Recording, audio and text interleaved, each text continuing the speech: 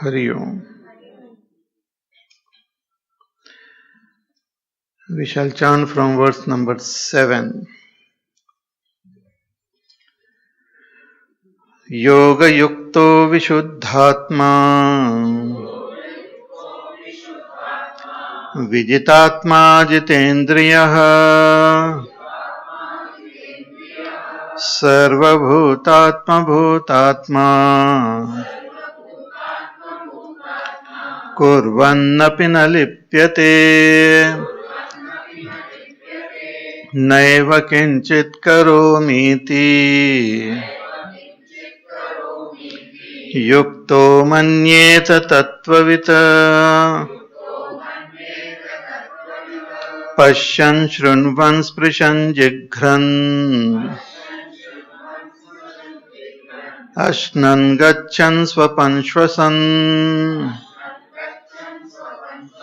pralapan vishrujan grunhan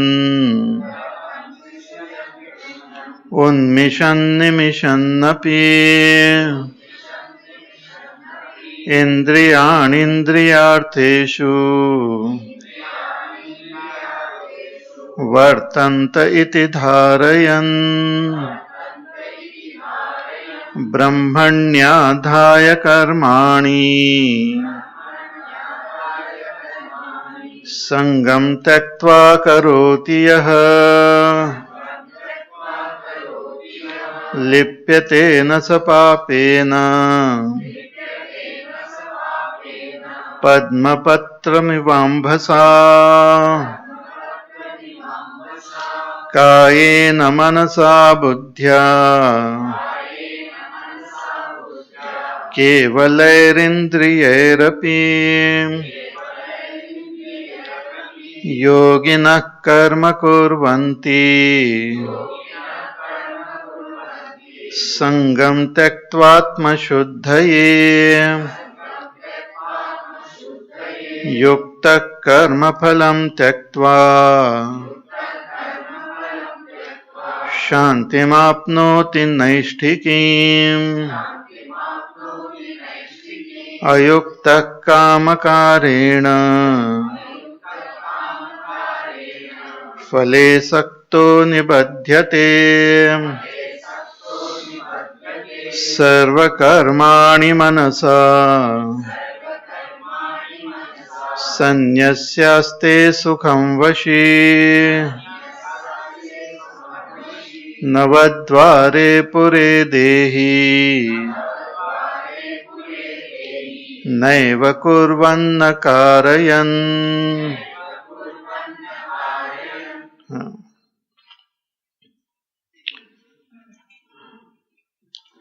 So first one has to follow the path of karma yoga, and through that we will be able to purify our antakarana and gain enough vairagya. Thereafter one can take that karma sannyas, formal sannyas, or one can just pursue to acquire that knowledge, and after acquiring knowledge also one can take sannyas. This without karma yoga, karma sannyas is difficult. So sannyasastu mahabaho dukkham aptum ayogatah yoga yukto munir brahma nachirenadhigacchati. So once a person is endowed with that karma yoga, then it becomes easier for karma sannyas. Karma sannyas is dropping the sense of doership. Through karma yoga, we become free of this sense of mamatva, attachment to the results of action, attachment to the action itself, attachment to people and things around. So that goes away, mind becomes pure. Thereafter, one has to drop the wrong notion that I am the doer and meditate on that self which is free from all modification and changes. So karma sannyasi practices this sadhana that I am not doing anything. Naiva kinchit karomiti. That actions are happening with the body, mind, senses, etc. But I am not doing anything. I, the self, am not doing anything, nor making the senses do, nor making the mind do. So I am totally free from all these changes. So till one reaches this state of karma sannyas, one should practice karma yoga. So briefly Bhagwan mentions what is karma yoga. He is dedicating all the actions to Ishvara, to Brahma. Brahmani adhaya karmani sangam tektva karoti yaha lipyate na sa papena padma patram ivambhasa. And only for the sake of chitta shuddhi, yogina karma kurvanti sangam tektva atma shuddhaye. For the sake of antakaran shuddhi, the karma yogi performs action. See, all that other things which are required, that anyway comes in our life. The focus is not those things. Focus should be to purify our mind. Because whatever is required, anyway Ishvara will give us. Because he is the karmaphala data. So he gives whatever is required for that person. But we should focus our attention on dedicating all actions to Ishvara and purifying our own antakarana, making it free of all desires, making it free of all likes and dislikes, of all the negativities like kama, krodha, lobha, moha, etc. So Bhagavan says that one who follows this karma yoga ultimately will attain that shantim apnoti naishtikim. But one who doesn't follow this path of karma yoga will get more and more bound to this samsara. Ayukta kama karena phale sakto nivadhyate. So a realized person, an enlightened person remains as though in this body doing nothing. Sarva karmani manasa sanyasya, having renounced all action through the mind, means having understood that I am not the doer. Such a person remains happy within this body which is made up of 9 gates. Navadvare pure dehi naiva kurvanna karayan. Neither doing anything nor making the senses or the mind do anything or the body do anything. Just remains as the pure self. Just as we have the sun, it remains in its own place, and in its presence all the activities happen on earth. But the sun doesn't do anything. But in its presence everything happens. Similarly, the self, in its presence activities might happen, but it is not doing anything. So I am neither doing anything nor making the senses do. So navadvare pure dehi naiva kurvanna karayan. So when this was said, a question comes to our mind. If that self doesn't do anything, then how the activities happen in the body, in the mind, in the senses, how do they happen? Koi to karna, somebody must be doing something. So how does the body function? How does the senses function? How does the mind, intellect function? We see all activities happening not only in case of an ignorant person, but in case of a jnani also. So we hear about great jnanis. They also eat, they also sleep, they also walk, talk, they interact with the world. We have heard about great masters. So how does the body, mind, etc. function? Who is making that thing function? That's a big question. So that is being taken up now. in the following verse. So let us see. 14th. न कर्तृत्वं न कर्माणि लोकस्य सृजति प्रभुः न कर्मफलसंयोगम्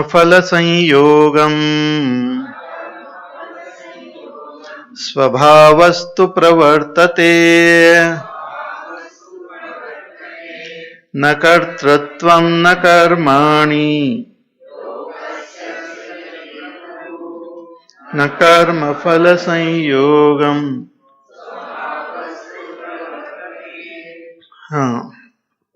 न कर्तृत्वं न कर्माणि लोकस्य सृजति प्रभुः. That Atma, our own supreme self, not the Ahankar, the Atma. See, Ahankar, as I said, is wrong notion about ourself. Considering ourselves the body, the mind, the senses, is Ahankar. That Ahankar is not the Prabhu, he is not the Lord. He thinks himself to be Lord, that is a different story. But Ahankar is not the Lord. The Lord is that pure self, free from all misunderstandings, who is Sakshat Brahma. That pure self is called Prabhuya. Prabhu means the Lord, the Master,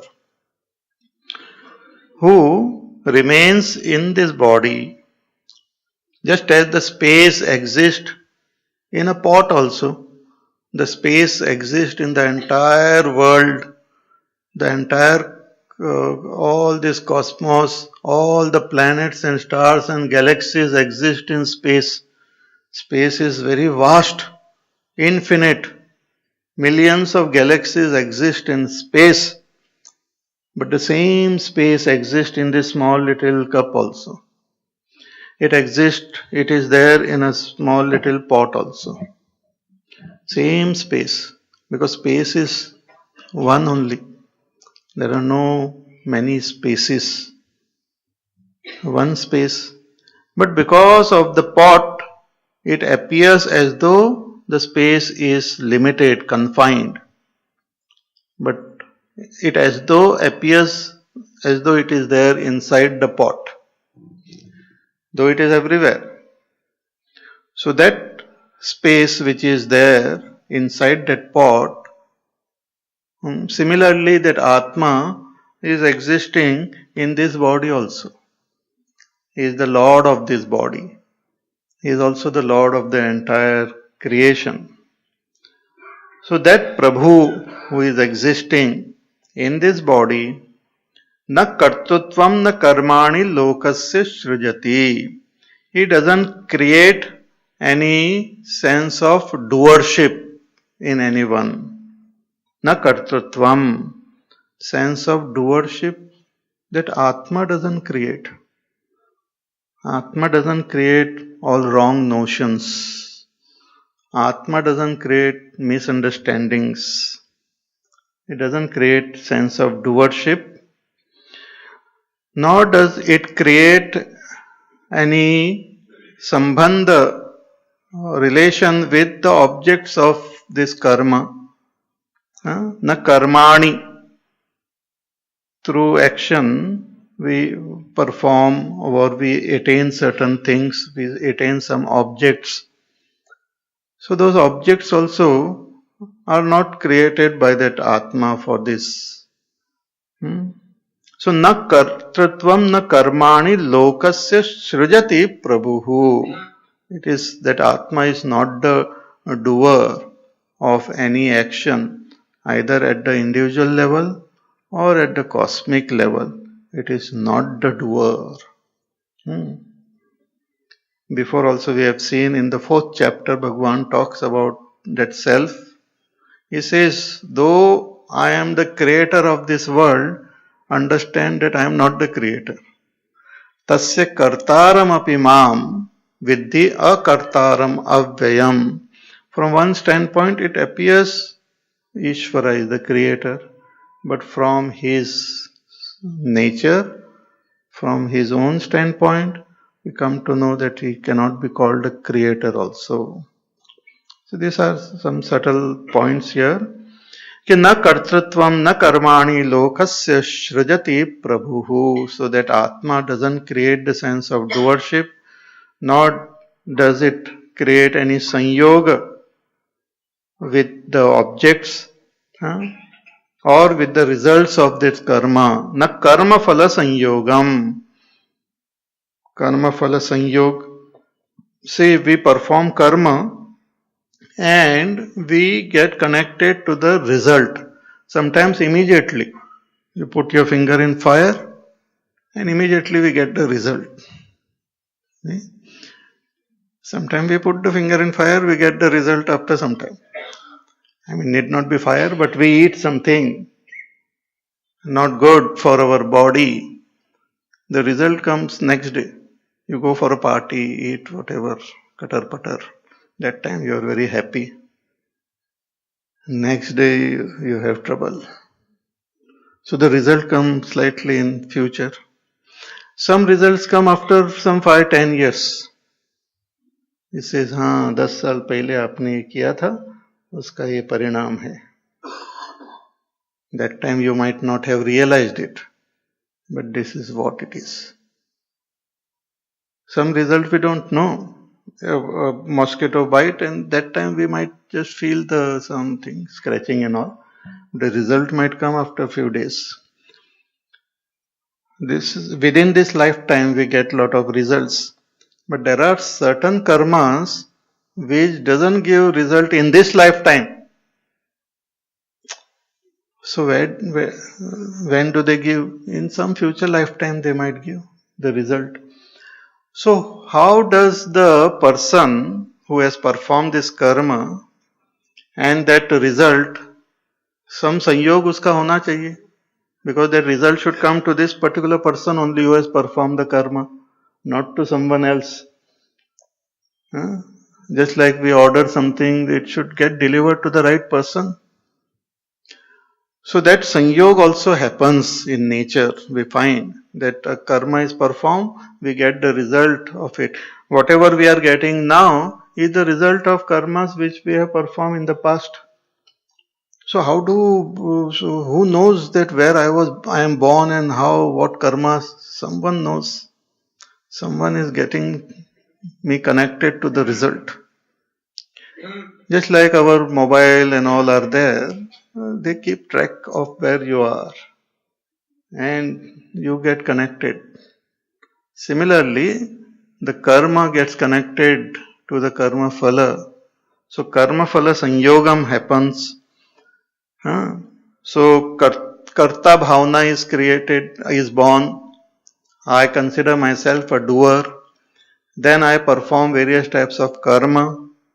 And then I get connected to the results of this karma. It is said that this karma doesn't get destroyed just like that. If I have performed some karma, the result will follow, chase me. Even after 10 lifetime, it will come to me. I cannot escape. So there is a beautiful system in the whole cosmos. It is not... It is absolutely foolproof. There is no such thing called just accident or something, coincidence or accident. Everything, if we accept coincidence or accident, then there will not be any logic. There will not be any system. Everything will be totally haphazard. So there is no such thing called accident or coincidence or just something happening. और किसी और का फल हमको मिल जाता है, ऐसा नहीं है. Everything is perfect. You might have some problem in getting the right type of bill and all in case of our mobile and other thing, but in case of our karma, the bill comes to us properly. So karma phala sanyog also happens. But here it said that Prabhu who doesn't do anything. अरे प्रभु नहीं करते तो कौन करता है? मैं तो नहीं करता हूं, भगवान भी नहीं करते हैं, तो कौन करता है? सो न कर्तृत्वम न कर्माणि लोकस्य सृजति प्रभुः न कर्मफल संयोगम. So how does everything function? स्वभावस्तु प्रवर्तते. भगवान replies in this two words only. Swabhavastu pravartate. What does it mean? Swabhavaha. Swabhav means swabhavaha. Swabhav avidya lakshana prakriti maya pravartate daivihi ityadina vakshamana. Now we have to understand little bit what is the meaning of this word swabhav. This swabhav is nothing but Bhagwan's prakriti or maya, about which in detail Bhagwan will talk in the 7th chapter. In the 7th chapter, Bhagwan spoke about his prakriti as twofold prakriti, para prakriti and apara prakriti. See, when we talk about Brahma in the scriptures says you are that Brahma, aham brahmasmi. But in order to, when we ask what is this Brahma, the scripture says it is the cause of this world. Janmadyasya yataha, it is that from which the world has come. But Brahma itself is free from all changes, all modification. It is nirgun, nirakar, satyam, jnanam, anantam. No change can happen in that Brahma. So how come Brahma is the cause of this world? How can Brahma express as this world? Then the scriptures talk about its power called Maya. Maya and Prakriti are same. So it has got this power by which that Brahma alone appears like this world, and Brahma alone is appearing like all the beings.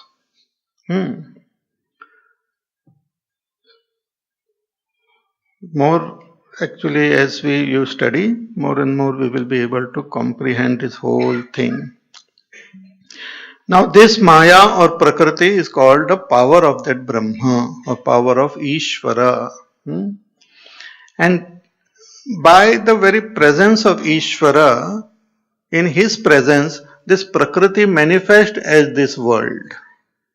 In the presence of Ishvara, Prakriti manifests as the world. Maya adhyakshena Prakriti suyate sacharacharam.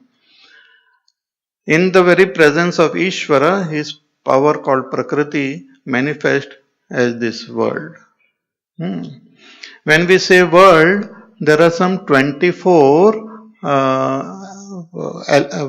tattvas are there in this world. 24 aspects are there. That is what we call world. So the 5 gross elements are there. Akash, Vayu, Agni, Jal, Prithvi. Pancha Mahabhut they are called. Then Pancha Jnanendriyas are there.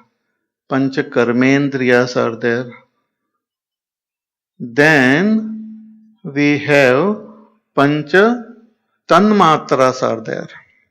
Pancha Tanmatras means these 5 gross elements in their subtle form. They are called Pancha Tanmatras. And at the cosmic level, there is this Mana Buddhi Chitta Hankar. Mana Buddhi Chitta Hankar. Total Mana Buddhi Chitta Hankar. So all these 24, they are called a world. They are the expressions of Prakriti. We will be studying more in detail about this as we proceed further in 7th chapter. But now briefly some brief idea about it. So this Prakriti is Bhagwan's Prakriti. Bhagwan says there it is my Prakriti. Whether you call Prakriti or Maya, it is same. It is Bhagwan's Prakriti, Bhagwan's Shakti. So that Prakriti is not different from Bhagwan. Prakriti is not different from Ishvara. Ishvara is same as Brahma. So in his presence, his power functions and works as this, manifest as this world. So the question is that why Bhagwan manifest as this world? Actually, what you call, again there is something called this jivas. Jivas are also there. Anadi, Ananta jivas are there. See all this like a jigsaw puzzle. I might give you some pieces. Later on we will join them together. But now you just listen to few pieces here and there. There are infinite jivas are there. Like all of us sitting here, we are called jivas. If you count, we can count them. But there are some which we cannot count. The khatmals and the khatmal to nahi honge aaj. But machhar, all those viruses and germs and worms and bacteria and all, they are also there in this. Not only in this, but entire world. How many of them are there? Infinite. So infinite jivas are there, and this world is there, which is expression of Prakriti. Both of them are expression of that Ishvara alone. So Ishvara alone is expressing as the jivas, and Ishvara alone is expressing as this world. How? Through his power called Maya or Prakriti. Now these jivas are by nature not different from Ishvara. All of us are by nature not different from Ishvara, but at present we don't know. From when we don't know that we are Ishvara or we are Brahma? From beginningless time we don't know. That not knowing myself as Brahma is called avidya. मैं अपने आप को नहीं जानता हूं. कब से नहीं जानता हूं? अनादिकाल से. So that not knowing myself is called avidya.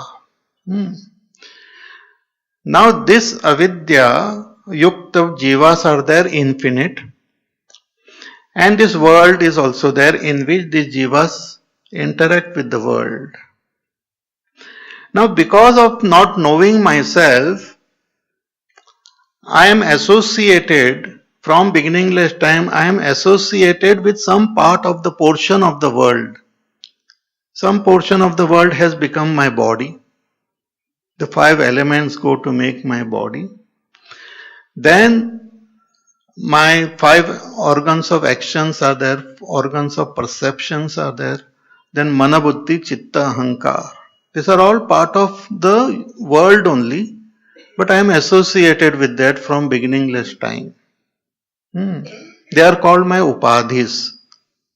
Just like space, let us say space is there and one matka is there, the space is associated with that matka. As though. पहले से.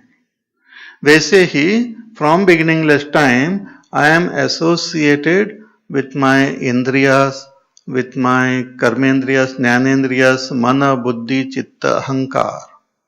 So I am the jiva and these are my upadhis. Okay. But these upadhis are part of Prakriti.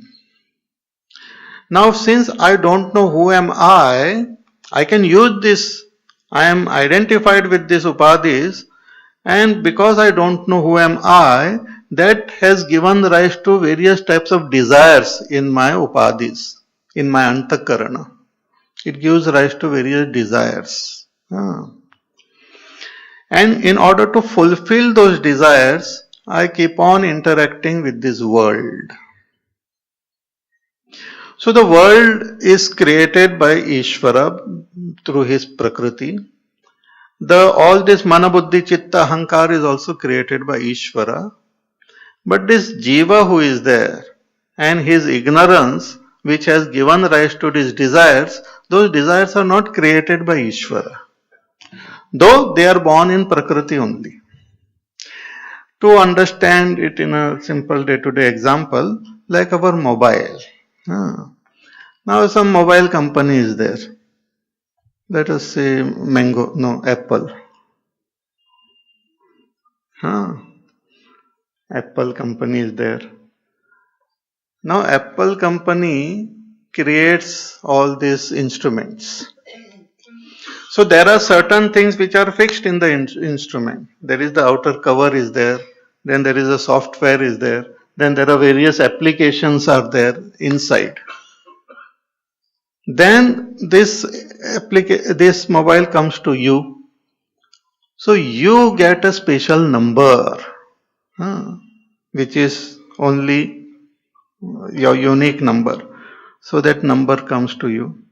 Then you, while using it, creates different types of desires in it, wants in it. You use certain type of application. You use the phone to call someone. You get incoming, outgoing, this, that, everything happens. All these are created by you. Though it is created in the machine which is made by Apple company. But if you ask the manufacturer of that machine कि ये व्यक्ति क्या create कर रहा है, वो बोले मेरे को पता नहीं क्या create कर रहा है. So he might not be responsible for your individual calls and all. He might not be responsible for your incoming, outgoing or whatever you do. You understand? Similarly, just to make you understand, just imagine Ishvara as the creator of all these machines. Consider each one of us, consider yourself as a mobile machine only, mobile phone. उसमें जो आपका number जो है वो आपका अहंकार की तरह है. It's like अहंकार, sense of I, false I, which is also part of that machine only. So that number is there and you operate that machine और उसी में कुछ निर्माण हो जाता है. Suppose you click a picture, that picture is also in that machine only. If you want to wipe it, you cannot use a outer duster and clean it. You have to go through that system only and delete it. All is there within that system. Similarly, this body, the mind, the senses, these are all a fantastic machine created by Ishvara for each one of us. But the desires which are there, the ignorance which is there, it belongs to me, not to Ishvara. Avidya belongs to Jiva. Maya belongs to Ishvara. Prakriti or Maya is the Shakti of Ishvara. Avidya is the ignorance of a Jiva. So because of this ignorance, I don't know myself, I have different types of desires which are born in my antakarana, and when these desires are born, this antakarana functions. See, because of my very presence, there is a sense of I which is born in the buddhi, and that sense of I get associated with the body, mind, senses, etc., and activate that buddhi, and that makes everything function in this world. The pravrutti, the motivation for this prakriti to function comes from our avidya, basically. Let me give another example. Mother is there, who I had given this example before also.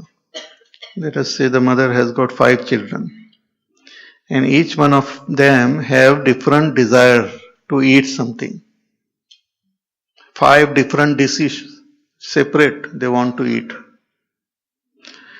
Now children, they have the desire, but they don't have the capacity to make that dish. The mother has got the capacity to make, but she doesn't have desire to eat. So what does she do?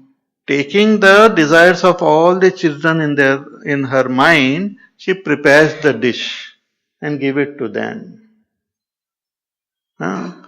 So she is actually, देखा जाए तो it appears as though she is working, but really speaking, she is not working out of her own desires.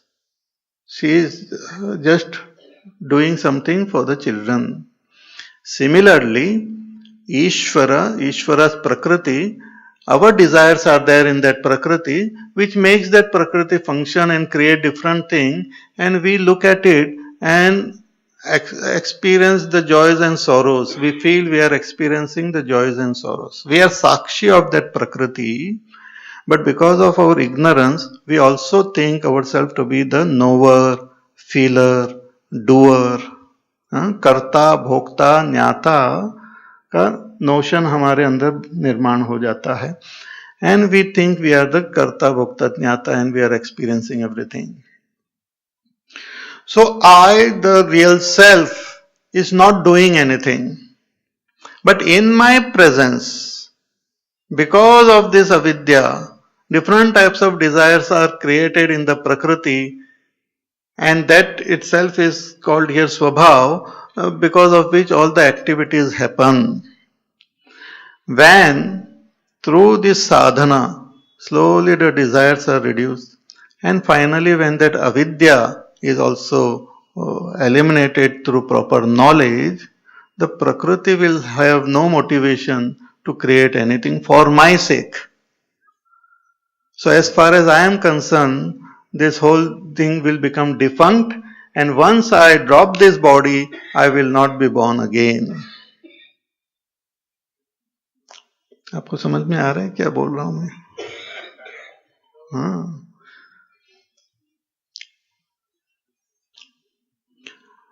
It will become clear as we go ahead also, but अभी थोड़ा सा sample आपके लिए. हाँ. So this is like that.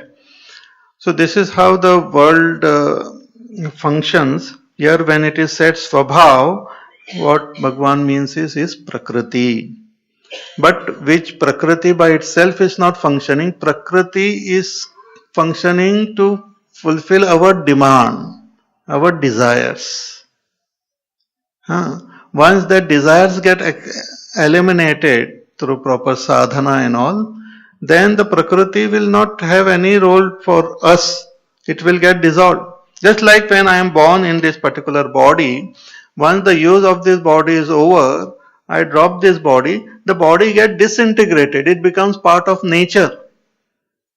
It is held together by me for my purpose.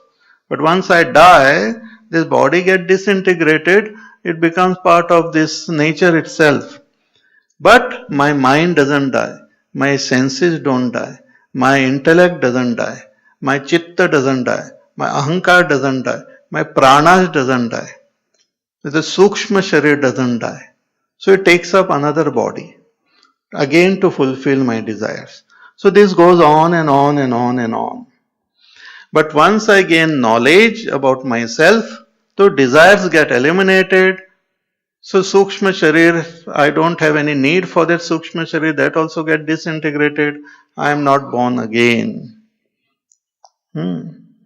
So this is a very subtle point which Bhagwan has conveyed here.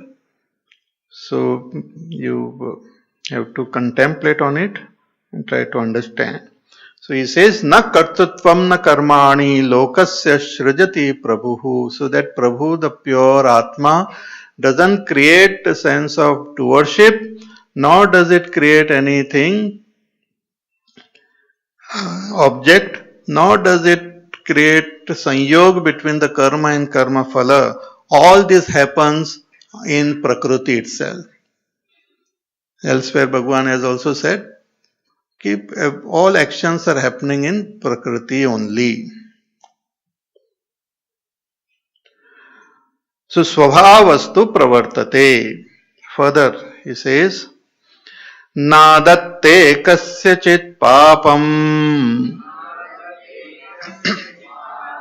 nachaiva sukrutam vibhuhu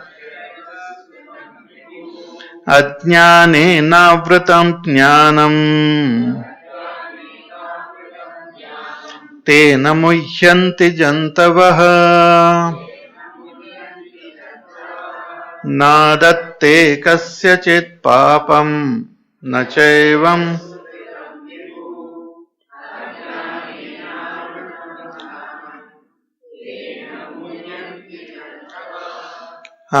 First in that previous verse it was Atma was called Prabhuhu, here is called Vibhuhu. Vibhu means all pervading, one who exists everywhere.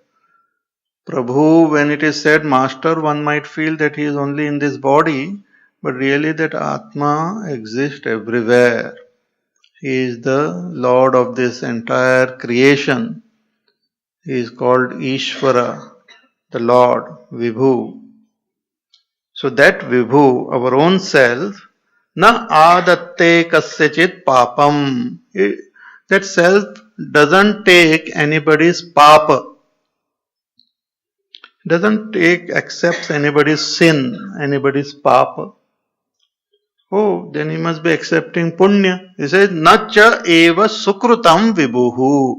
Nor does he take anybody's punya. That pure Atma, which is called Prabhu and Vibhu, doesn't take anybody's papa nor anybody's punya. See, what is papa and punya? See, when we have this sense of doership is also falsely superimposed on the self. The self is not a doer. But because of ignorance, we assume ourselves to be a doer. Body is acting and we feel I am doing, I am acting. It's like the moon you see stationary, and in front of the moon the clouds are moving. But sometimes falsely we think the moon is moving. The movement of the clouds are superimposed on the stationary moon. Similarly, the body is functioning, the mind is functioning, the senses are functioning, but I have the notion that I am functioning, I am doing. The sense of doership is superimposed on myself when I see the activities of the body. The sense of knowership is superimposed on myself when through the senses or through the buddhi, knowledge happens. Sense of enjoyership also is superimposed on myself when the positive stimuli happens in our antakarana. So all this is superimposed because of ignorance. So when that sense of doership is there, then there are certain actions which are considered as papa, some are considered punya. So sometimes one may say that, oh, I am offering all my punya to you, offering all my papa to you. Bhagavan here says clearly, I don't take anybody's punya also, and I am not taking anybody's papa also. It is not possible also, because in that pure self, no punya and no papa can enter. Punya and papa is there in our antakarana only. In that pure self, antakarana itself is not there. This one can experience again in our state of sleep. When you go to sleep, you leave your body aside, you leave your antakarana aside, and you remain totally separated from everything.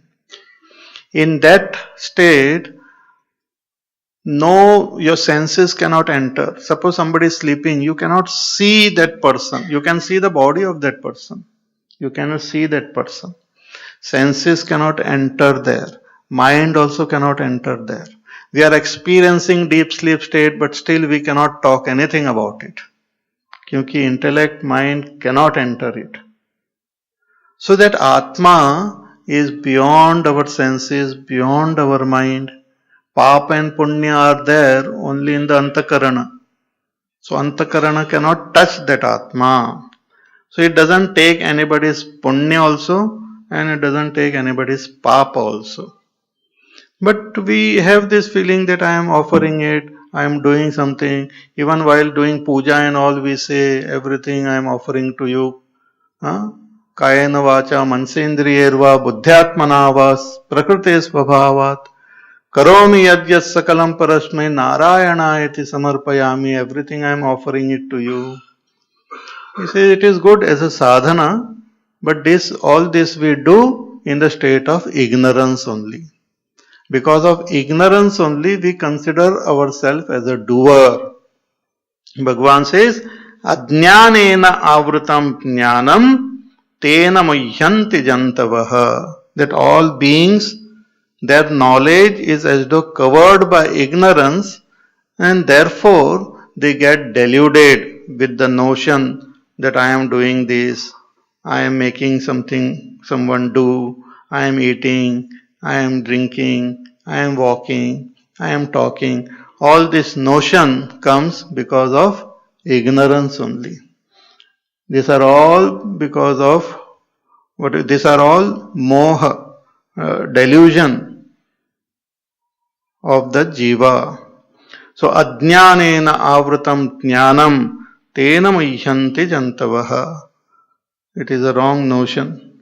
So that Atma neither does anything, nor make anyone do anything, nor does it take anybody's papa, nor does it take anybody's punya also.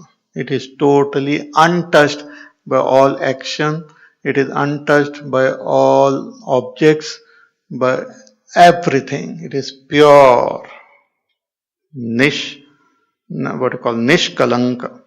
So ajnanena avrutam jnanam tena muhyanti jantavaha. So that is the nature of our own pure self.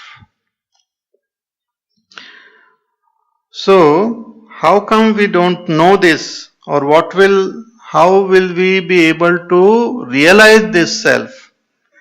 This self is realized when we can eliminate this ignorance through proper knowledge. And that is what Bhagavan says now in the next verse. Jnanena tu tadajnanam yesham nashitam atmanaha tesham adityavat jnanam prakashayati tatparam. Jnanena tu tadajnanam esham nashitam atmanaha tesham adityavat jnanam prakashayati tatparam. This ajnana can be eliminated only through jnana, through knowledge. If I don't know something, that can go away only after knowing it. See, not knowing can create a lot of problem. Though not knowing is not an object, but it creates a lot of problem also. There is no such thing called, there is no object called not knowing. Eh? Suppose somebody asks me, who are you? I say, I am, but I say I am this man or I am a woman. What I am saying about myself is not the right thing. The scripture says I am that pure Brahma. So I am Brahma is not known. And because of this ignorance, there is a false notion, wrong understanding about myself. Example is given in Vedanta about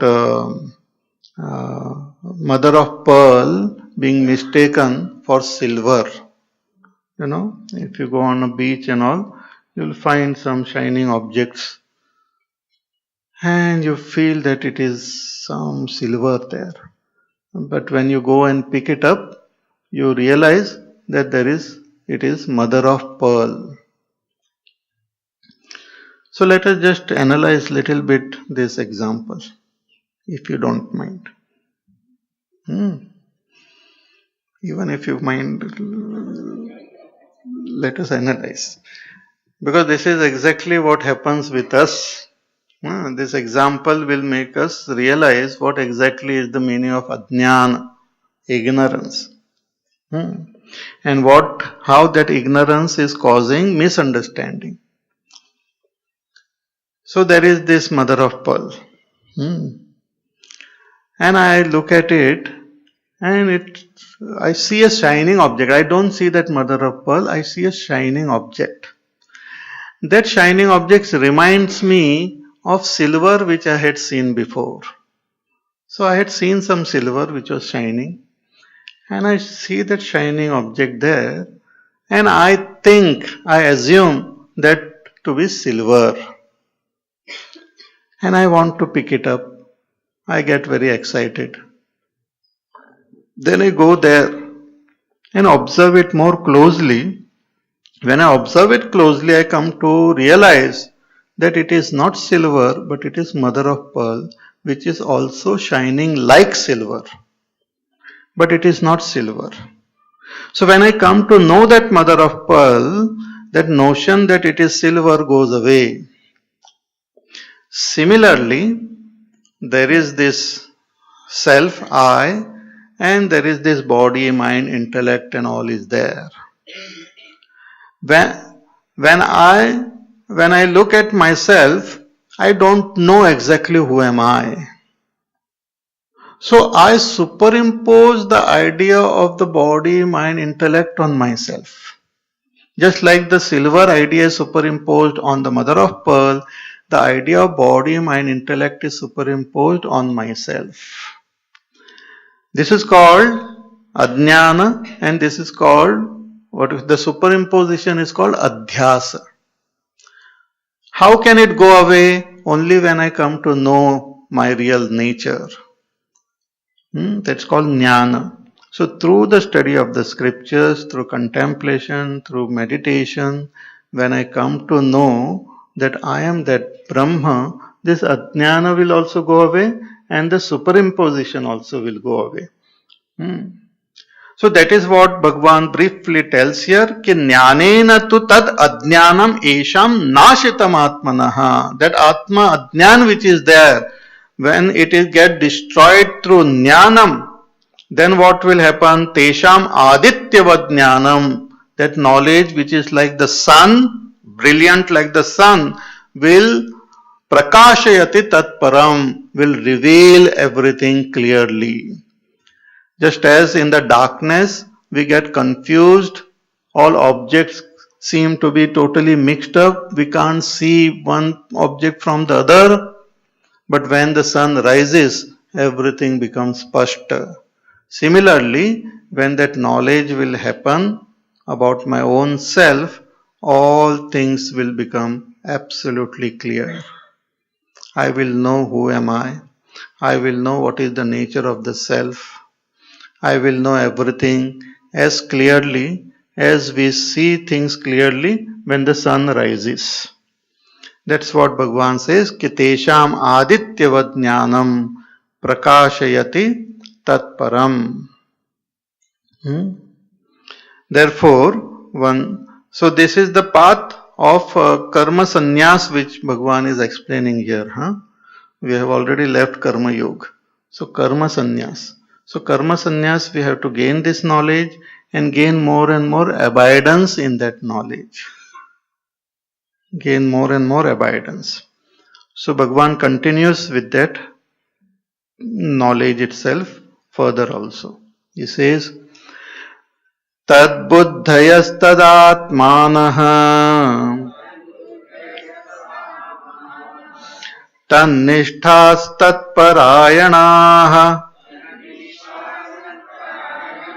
gacchantya punaravrittim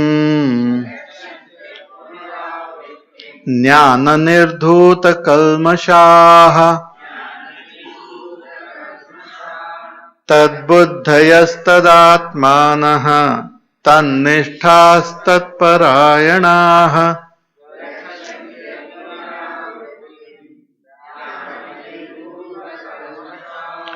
Bhagavan says, Tad buddhayaha.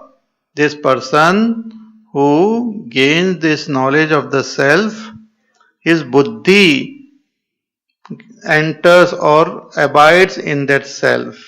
Tasmin gata buddhihi esham is called Tad buddhayaha. See, our buddhi, with the help of buddhi, first we come to understand what is the nature of the self. Shravan we do with our ears. Now I am ignorant. I listen to the teacher. So I do the Shravan. So this Shravan, that understanding happens in our antakarana, in our buddhi. So when that understanding happens in the buddhi keeps on meditating and thinking about the self. So buddhi as though keep on moving toward the self. The thoughts keep on coming about the self. So that is what is called the buddhi entering the self. Tad buddhayah. अभी हमारी बुद्धि विषयों में होती है, कभी किसी जगह में होती है, किसी व्यक्ति में होती है. So when we contemplate on the self, the buddhi start moving as though toward the self. All the thoughts, all the ideas keep on coming about the self. That's called tad buddhayah. उसकी बुद्धि उसी में स्थित हो जाती है, आत्मा में. So tad buddhayah, tad atmanah, tad atmanah, tad us, that Brahma alone we consider as our own self. That's called tad atmanah. That person, this seeker, consider that Brahma as his own self. That which is understood, the buddhi, one try to identify with that alone as our own self. Yesterday also I said that example I gave of that stick in the water. It might appear bent, but we should keep in our buddhi that it is straight. Similarly, our experience at the level of our senses and all may say one thing, but buddhi has understood that I am Brahma, so we have to maintain that understanding deep within our heart. One should maintain the understanding that this Atma is Brahma. Brahma is all pervading, Brahma is Satyam Jnanam Anantam, that am I. Like that, to maintain that understanding is called Tad Atmanah. And once one does this, one will start gaining that more and more abidance in it. That is called Tan-nishtha. Tan-nishthaha. So this is the sadhana of, you can say, of nididhyasan. निदिध्यासन प्रक्रिया ऐसी होती है, बुद्धि से पहले समझना है और जो हमने समझा है उसी से we have to identify, we have to consider ourselves that, we have to totally surrender to that, not allow any other contrary thoughts or contrary idea to come and interfere with it. So that is called tan-nishtha. And tat parayanaha, and consider that itself as supreme, as my ultimate destination, as my ultimate goal. Okay, to make you understand this, let us again analyze our nidra avastha. All of you experience deep sleep state. Have you experienced deep sleep state, all of you? Dreamless sleep. Have you experienced? Yes. Thank you. So that just take your mind towards that. What is your understanding about that? This deep sleep state is such that at that time when we are in deep sleep state, we don't know anything. कुछ नहीं पता. It's such a strange experience. All of us, we have that experience. But in that experience, during that time when we are in deep sleep state, we don't know ourselves. We don't know this world also. कुछ नहीं पता. But when we wake up and somebody asks us about that deep sleep state, I say, I was there. Nobody says I was not. It is my experience. वहां पर ना शरीर काम करता था. I had no connection with my body. I had no connection with my senses. I had no connection with my buddhi. But when I wake up, I say I was there. Now in the waking state, using my tongue, using my buddhi, I say I was there. So I know that I was there. But there was no limitation of any body or any object. So I was in an unlimited state there. There was no confinement of any kind. So I was there. There was no limitation of any kind. And I knew that nothing, I was unaware of everything else. So I was aware, I knew that nothing else is there. So there was this knowledge. हाँ, ज्ञान भी था, मैं था भी वहां पर, और वहां कोई लिमिटेशन नहीं था. Means that I was there, that is called satyam. वहां पर मैं था. There was no absence of my self. So that is called satyam, isness. Then I knew the absence. Now I know that there was neither I was aware of myself nor the world. But still that knowledge of the absence of the world and absence of myself is there. So as that general knowledge I was there. That is called jnanam. And there was no limitation of any kind. That is anantam. These are the lakshanas of Brahma. Satyam, Jnanam, Anantam. So सत्यम ज्ञानम अनंतम रूप से मैं वहां पर था. अभी भी वैसा ही हूं, तब मैं वैसा ही था. सत्यम ज्ञानम अनंतम. दैट इज एक्चुअली साक्षात ब्रह्म ओनली. ब्रह्म रूप में ही. See, to understand Sushupti Avastha also we have to go to the scriptures. The scripture says in Sushupti Avastha you remain as Brahma. You become one with Brahma.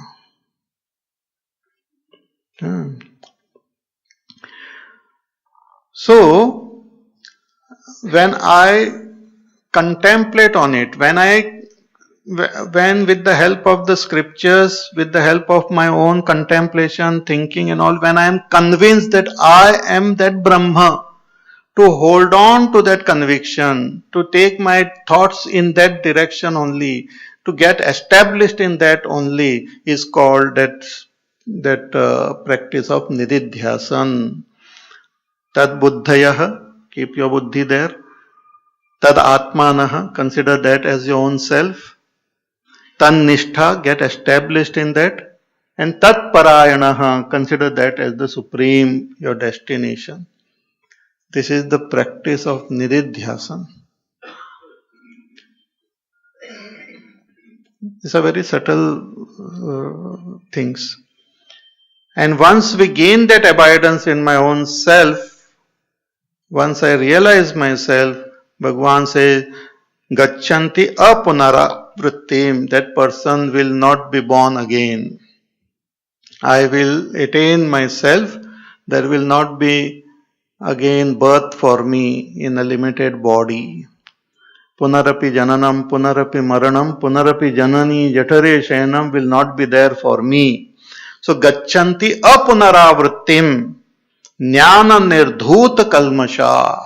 Why I will not be born? Because all my kalmash, all the impurities, all the vasanas are totally negated through knowledge.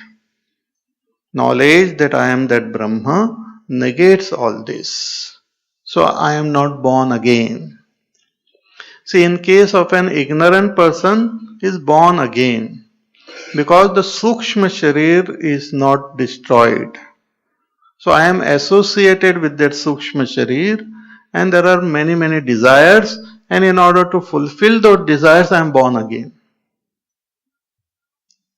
See, when a person dies, it is said in our scriptures, as a person dies, as one approaches one death, what happens? First all our senses get withdrawn. Our karmendriyas get withdrawn. Person who is in the dead bed, first he might be talking to everyone. Bablu kahan hai? Kahan hai? Beta kahan hai? Bahu ki theek hai. Then suddenly he stops speaking. The organs of action get withdrawn first. But organs of perception are still there. Aankhon se dikhte rehte sabko. Then that also gets withdrawn. Withdrawn where? Into the mind, into our antakarana. So all these indriyas, they form like a one solid mass type of thing and gets withdrawn into the antakarana. So that the indriyas, they form an impression before getting withdrawn. they form an impression. It's called Vag Vritti. Then they go into the Antakarana, and the Antakarana also gets withdrawn. But before that, it also forms a impression that's called Manovritti. And that gets withdrawn into our pranas. And prana also forms an impression, last impression, that is called prana vritti. So Vagvritti, Manovritti, Pranavritti are formed, and then this, with the pranas one leaves this body. So according to that last vritti of the Vak, Mana and Prana, another body is acquired by this jiva. So yatha mati sa gatir bhavet. So as our mati, as our last vrittis, so the future gati is obtained. So person dies and is born again. He dies and is born again. Either he is born in this world or in some other world. So it keeps on happening. But a jnani, when he leaves this body, there are no vagvritti, manovritti, pranavrittis are not formed. So this whole thing gets disintegrated and he remains as that Brahma. There is no going here, there. He is there, present everywhere. A jnani doesn't go to Swarga, Naraka or anywhere. He is present here, everywhere. He is present everywhere. Just like Brahma is present everywhere, a jnani also is Brahma only, he is present everywhere. So, gachanti apunaravrittim. Such a jnani is not born again. Why? Jnana nirdhuta kalmashaha.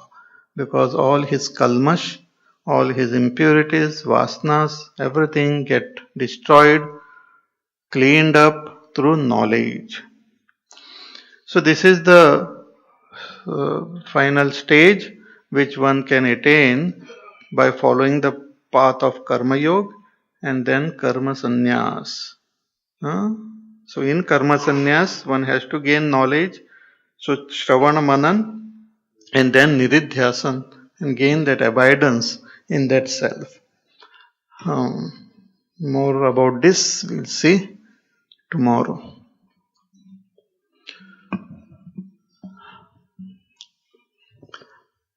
Now we will meditate. Those who have to leave, they can leave. Others can sit, relax. 10 minutes are there. So we should give ourselves a chance. Yeah?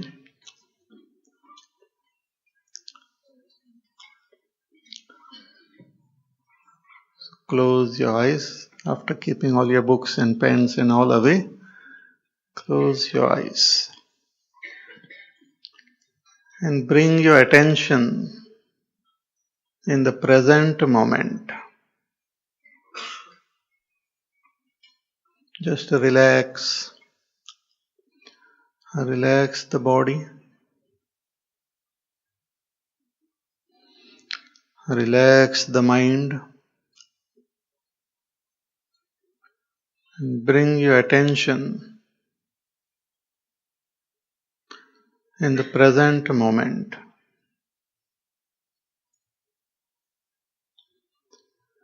And just observe all the activities happening around you. Around you means not with your eyes open. Activities happening in your sukshma sharir.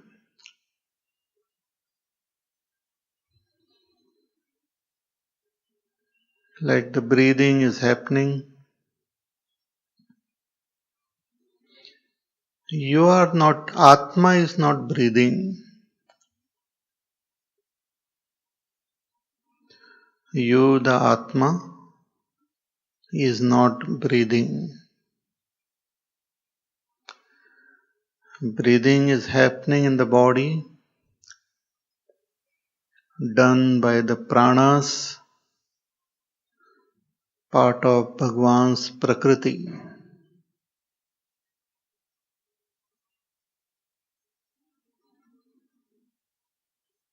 Thinking is happening in the mind. You are not thinking. Mind is part of Prakriti.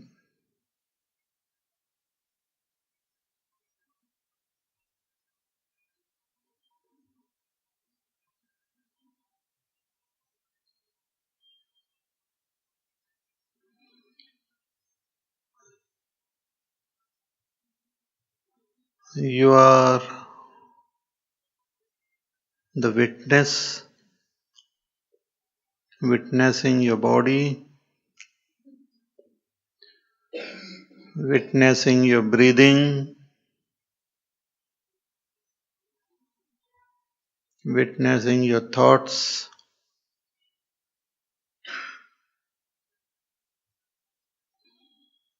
All these are functioning in Prakriti. They are all part of Prakriti.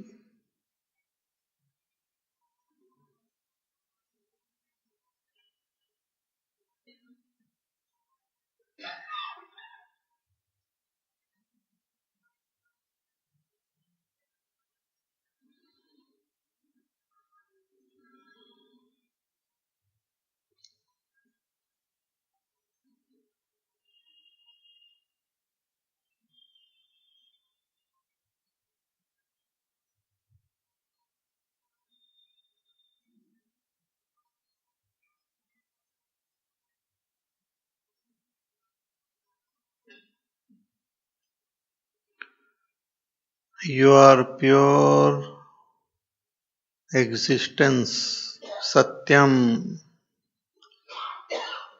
the unchanging reality.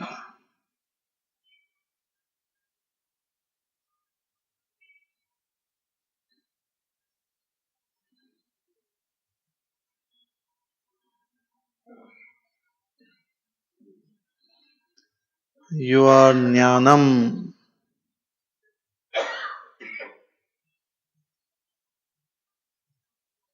pure knowledge.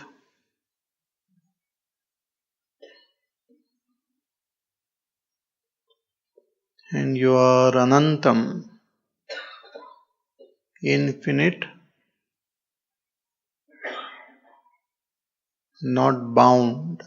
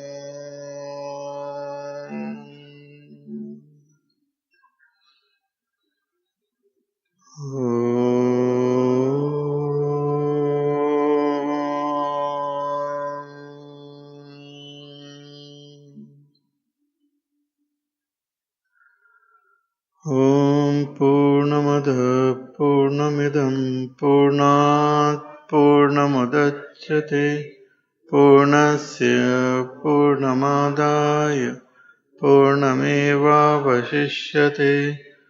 ॐ शान्ति शान्ति शान्तिः हरिः ॐ श्रीगुरुभ्यो नमः हरिः ॐ